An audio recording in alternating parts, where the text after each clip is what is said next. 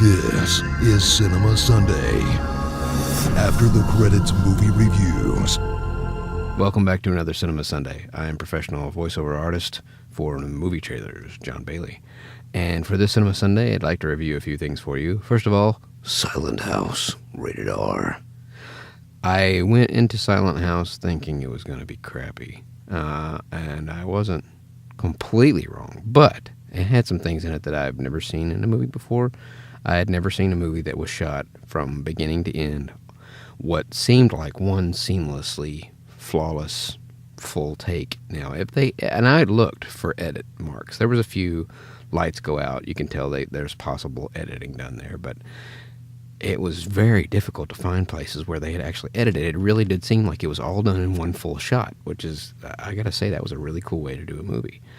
And I went in thinking the thing was, one of those, there's a creepy person killer loose in the house and he's killing everybody in the family. And it turned out to be a little bit of everything. It turned out to be a slasher / and not in the Friday the 13th sense, but it turned out to be like a killer in the house / ghost story / psychological thriller. And there was very, very little blood and guts. So it wasn't, it wasn't a horror movie. It was more of a thriller mystery type thing. But it was actually a good watch. And I'd have to give it at least, I'm afraid to give it a 4 out of 5 because that seems a little high, but at least a 3.5 out of 5 for its genre. General guys or girls that like, scary movies would like this. Got me a few times, but it was a decent watch, so it's definitely worth seeing. The season finale of Walking Dead was tonight, and I don't want to spoil it, but some really cool stuff at the end. It is so worth watching. So definitely check out, if you can or haven't seen yet, but check out the season finale of Walking Dead. It was so cool. Another show I'm trying to get into is Comic Book Men.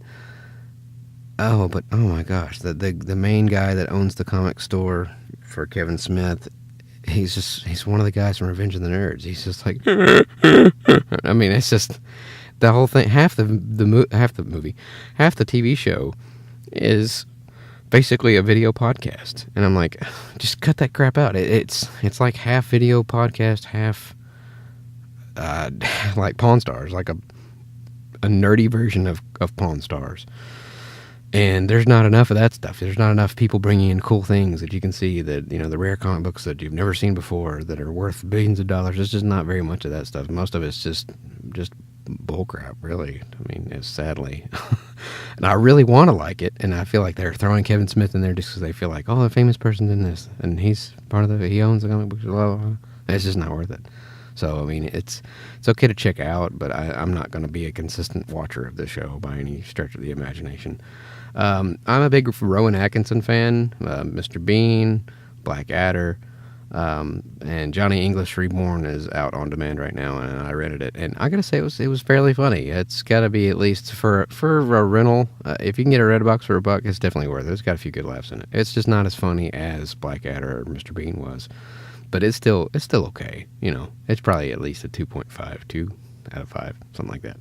So it's decent and it's worth seeing. And Young Justice is getting better and better, so catch Young Justice on Cartoon Network. And surprisingly, last but not least, Star Wars: The Clone Wars. I thought George Lucas says they weren't bringing back Darth Maul, and now all of a sudden Darth Maul is back. Oh, surprise, surprise. And there's a lot more witchcraft, voodoo stuff in this one. I'm not sure how I feel about that, but it was... And the weirdest thing was, when they show close-ups of Darth Maul, his face, it looks like it's been badly painted. It doesn't look nearly as good as it did. And because it's CG, you'd think they could do better than that, but it looks like a really bad texture job on his face, and his whole paint scheme looks weird. Anyways, oh well. You can watch it at your own risk. It's okay. It's definitely not for kids. Most of the episodes were kid-centered, but these last few have been pretty dark. Guess I'll catch you guys next Sunday for another Cinema Sunday, because I'll be reviewing Hunger Games. So anyways, go check out Silent House, if you dare. Insert shameless ravage the insert comic plug right here, yes.